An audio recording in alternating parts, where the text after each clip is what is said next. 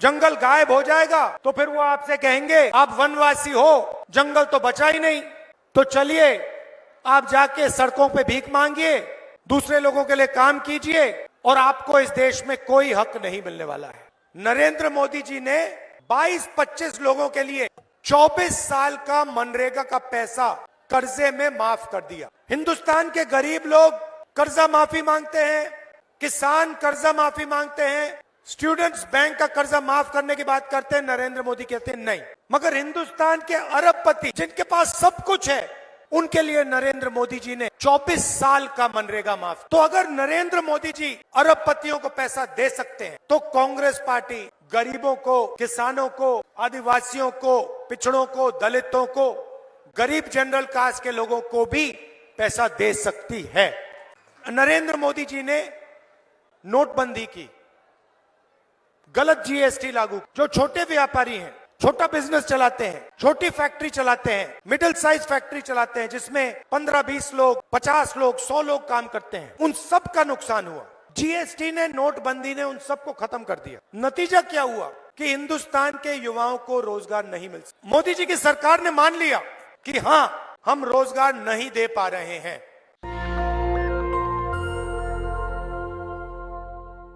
दो विचारधाराओं की लड़ाई चल रही है। एक तरफ कांग्रेस पार्टी, दूसरी तरफ बीजेपी, आरएसएस।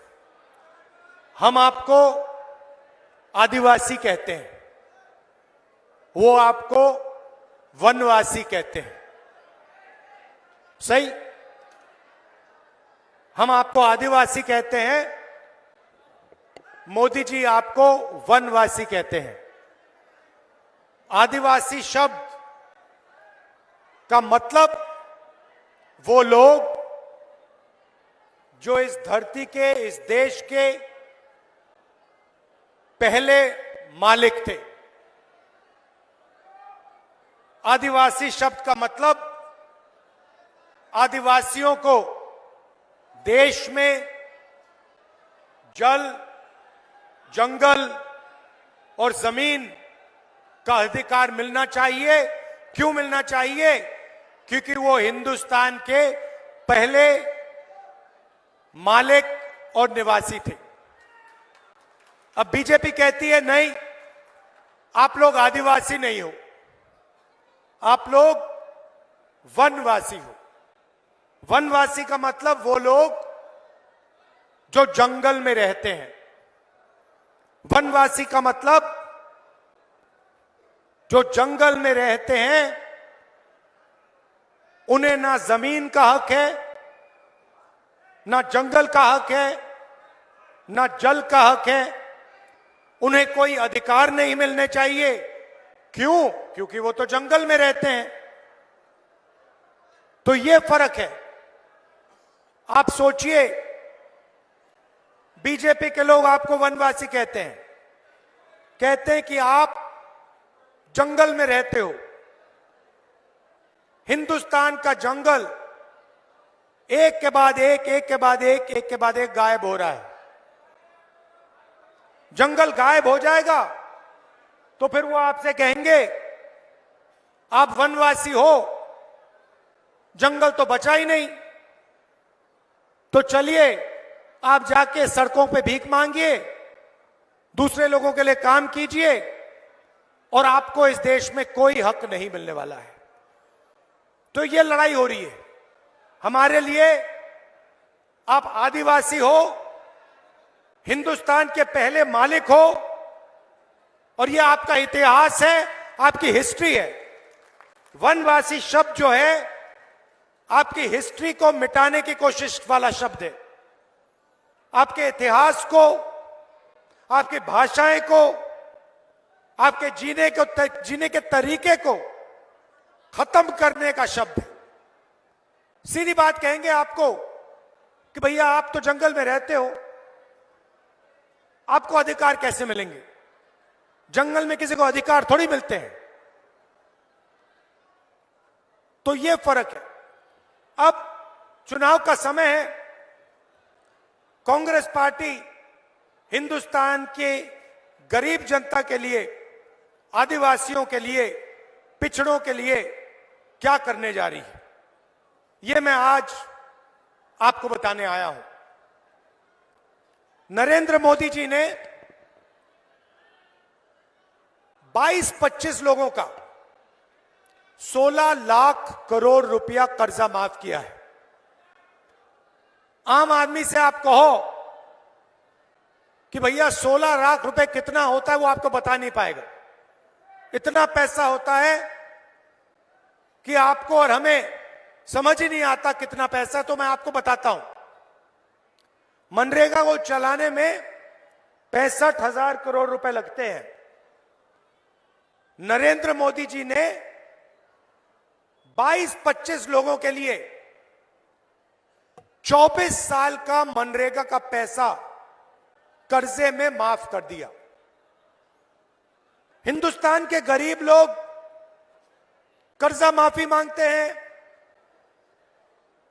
किसान कर्जा माफी मांगते हैं, स्टूडेंट्स बैंक का कर्जा माफ करने की बात करते हैं। नरेंद्र मोदी कहते हैं नहीं। मगर हिंदुस्तान के अरबपति जिनके पास सब कुछ है, उनके लिए नरेंद्र मोदी जी ने 24 साल का मनरेगा माफ किया। आज की हालत में आपको बताता हूं, हिंदुस्तान में 22 लोग ऐसे हैं जिनके पास उतना ही धन है जितना हिंदुस्तान के 70 करोड़ लोगों के पास है। एक तरफ 22 लोग अरबपति, प्राइवेट हवाई जहाज, और दूसरी तरफ 70 करोड़ लोग। जितना पैसा इनके पास, उतना पैसा उनके पास। तो अगर नरेंद्र मोदी जी अरबपतियों को पैसा दे सकते हैं,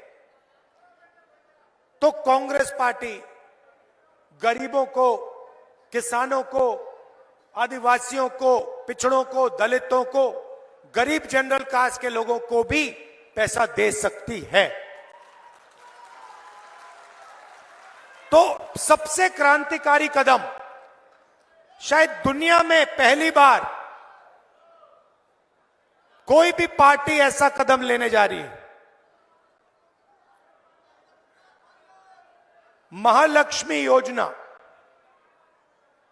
हिंदुस्तान के हर गरीब परिवार में एक महिला को कांग्रेस पार्टी 1 साल में 1 लाख रुपए बैंक अकाउंट में डालने जा रही है।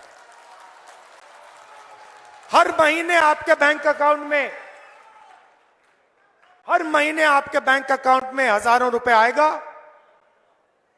1 साल में टोटल 1 लाख रुपए हर गरीब परिवार के बैंक अकाउंट में जाएगा, महिला के बैंक अकाउंट में जाएगा।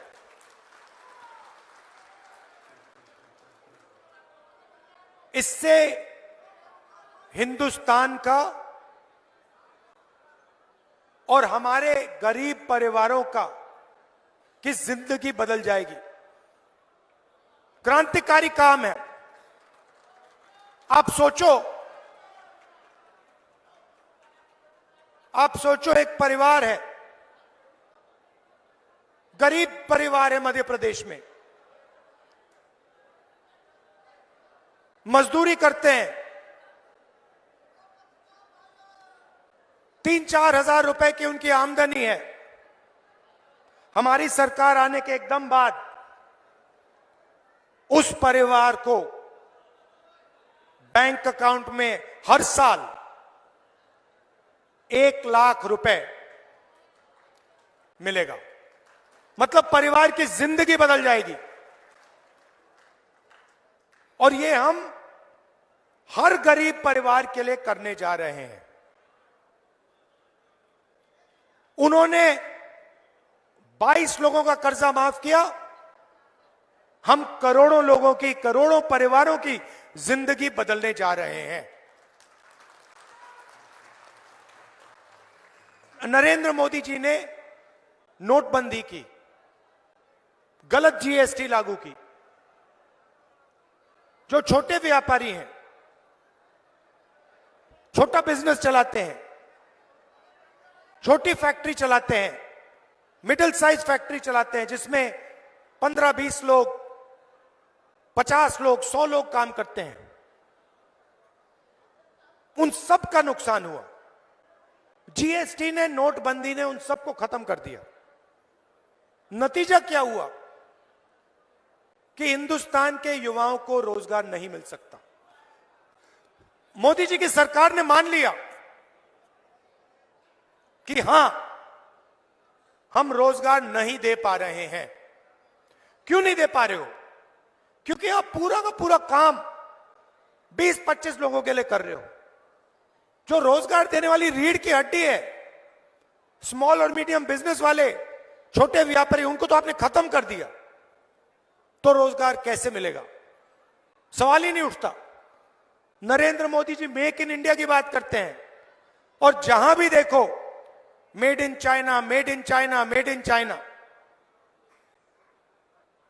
तो हमने अपने मैनिफेस्टो में युवाओं के लिए दो तीन वायदे किए हैं, ऐतिहासिक वायदे। सबसे पहले मैं आपको बताना चाहता हूं, आज हिंदुस्तान की सरकार के पास 30 लाख सरकारी वैकेंसीज हैं, खाली पोस्ट पड़ी हुई है 30 लाख खाली। नरेंद्र मोदी जी और उनकी सरकार ये 30 लाख पोस्ट आपको नहीं देती, आपसे कॉन्ट्रैक्ट लेबर करवाती है, आपको कॉन्ट्रैक्ट से काम करवाते हैं और फिर आपको उठा के बाहर फेंक देते हैं। परमानेंट नौकरी आपको नहीं देते हैं। तो हमारा पहला कदम, ये जो 30 लाख नौकरियां हैं, सरकारी नौकरियां हैं, जैसे ही हमारी सरकार बनेगी, ये नौकरियां हम आपके हवाले कर देंगे, आपको दे देंगे।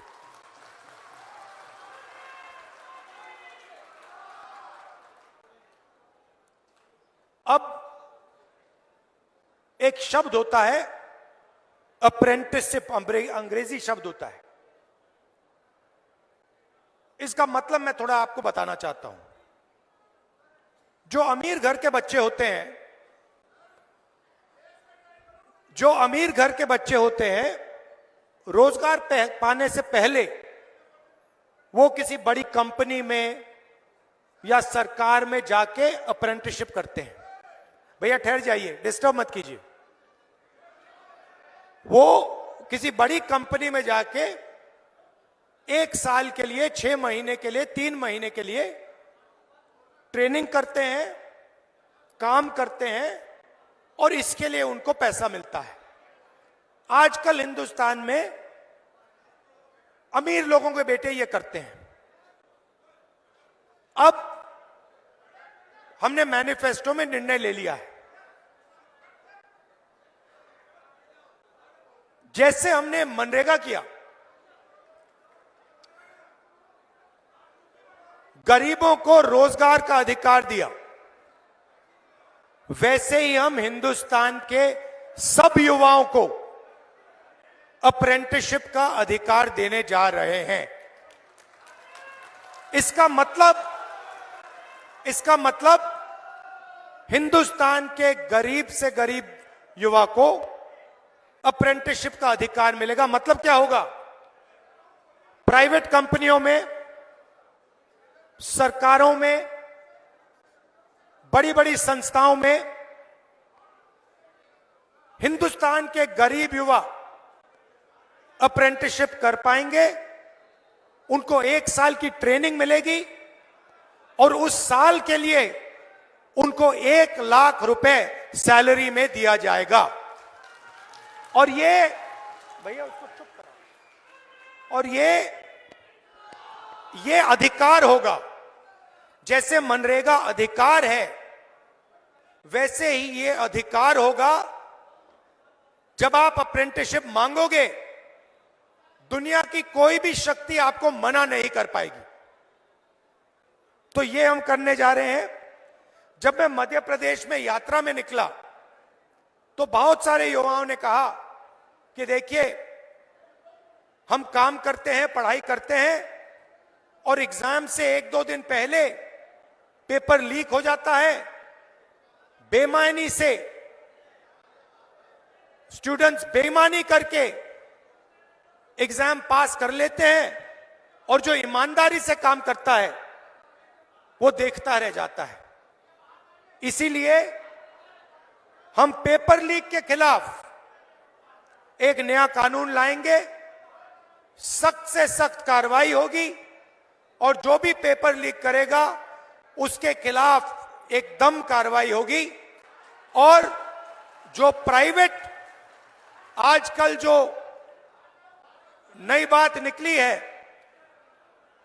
कि पेपर को प्राइवेट कंपनियां चेक कर रही हैं, इसको हम बंद कर देंगे। कोई भी प्राइवेट कंपनी पेपर को चेक नहीं कर पाएगी।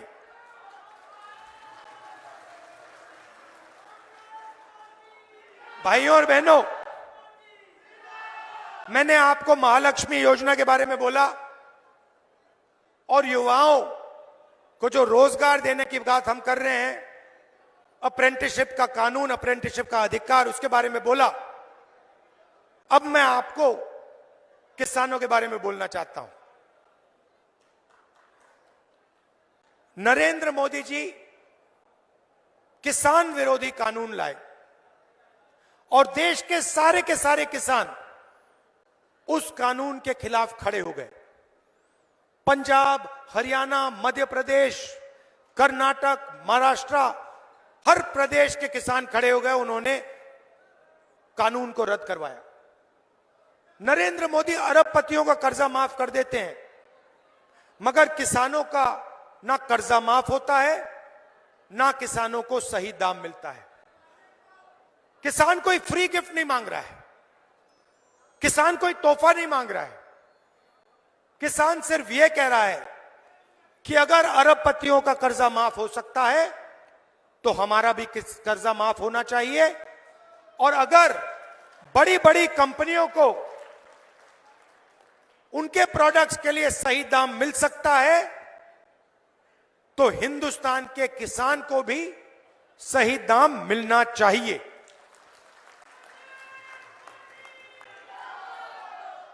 तो हमने निर्णय लिया है कि जैसे ही हमारी सरकार आएगी, हिंदुस्तान के किसान का कर्जा माफ होगा और कानूनी एमएसपी, कानूनी मिनिमम सपोर्ट प्राइस हिंदुस्तान के किसानों को कांग्रेस पार्टी की सरकार, इंडिया गठबंधन की सरकार देने जा रही है। थोड़ा सा मैं आदिवासियों के बारे में बोलना चाहता हूं। आपके लिए कांग्रेस पार्टी क्या करने जा रही है। सबसे पहले जो भी आपकी जमीन की क्लेम्स हैं, फॉरेस्ट राइट एक्ट के मुताबिक जो भी जमीन पर आपका हक बनता है, उन सब क्लेम्स को हम 1 साल के अंदर सेटल करवा देंगे।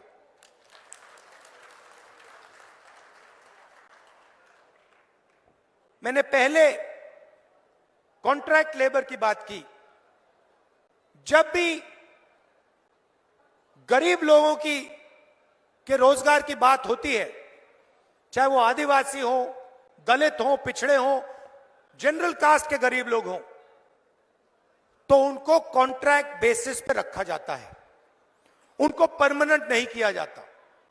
किसी प्राइवेट कंपनी में कोई मैनेजर रखा जाता है तो उसे परमानेंट जॉब दी जाती है, आईएएस अफसर को परमानेंट जॉब दी जाती है, मगर गरीब लोगों को कॉन्ट्रैक्ट बेसिस पे जॉब दी जाती है, ठेकेदारी से जॉब दी जाती है और जब भी उसको हटाने की जरूरत होती है 1 मिनट में बिना कोई कॉम्पनसेशन उसको उठा के बाहर फेंक देते हैं।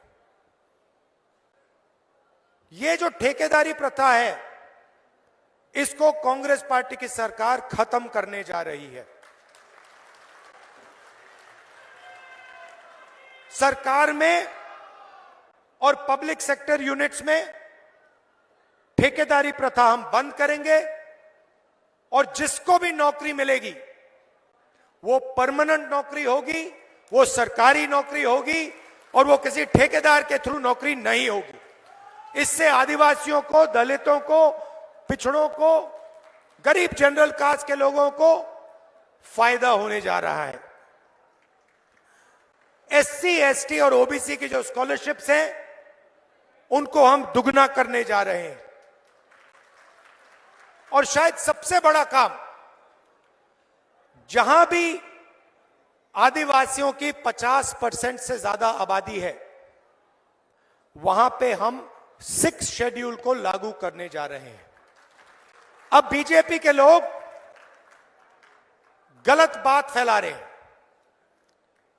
कह रहे हैं कि 6 शेड्यूल के माध्यम से बाकी लोगों को नुकसान होगा। यह बिल्कुल गलत है। 6 शेड्यूल का मतलब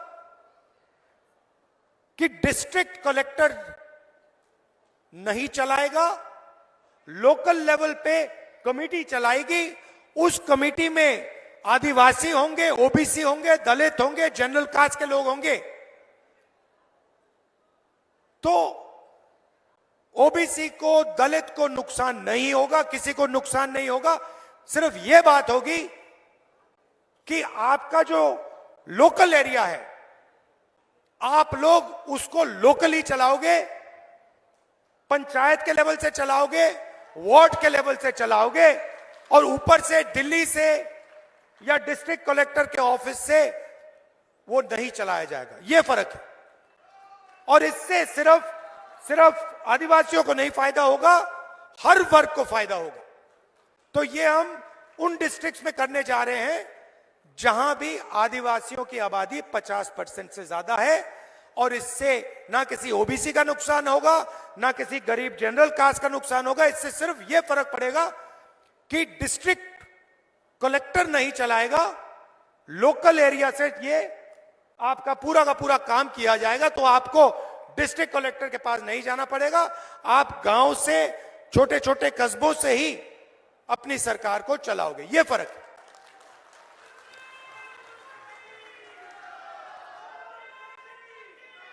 भाई और बहनों, आपने देखा होगा, मैंने शुरुआत में आदिवासी और वनवासी की बात की। आपने देखा होगा बीजेपी ने एक वीडियो वायरल किया, उसमें उनका एक कार्यकर्ता एक आदिवासी युवा पर, हिंदुस्तान के भविष्य पर पेशाब कर रहा था। आपने देखा होगा, देखा? पूरे हिंदुस्तान में उन्होंने ये वीडियो फैलाया। पहले पेशाब करते हैं और फिर पूरे हिंदुस्तान में बीजेपी के लोगों ने इस वीडियो को फैलाया, आपका अपमान किया। यह फर्क है आप में, हम में और उनमें।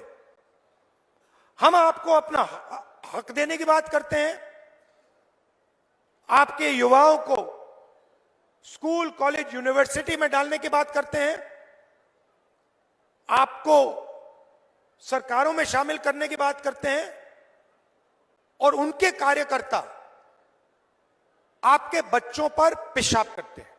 नेशनल दस्तक की आपसे गुजारिश है कि अगर इसको बचाना चाहते हैं तो नेशनल दस्तक को सब्सक्राइब करने के लिए रेड कलर के सब्सक्राइब बटन को दबाएं, फिर बेल आइकन की घंटी दबाएं।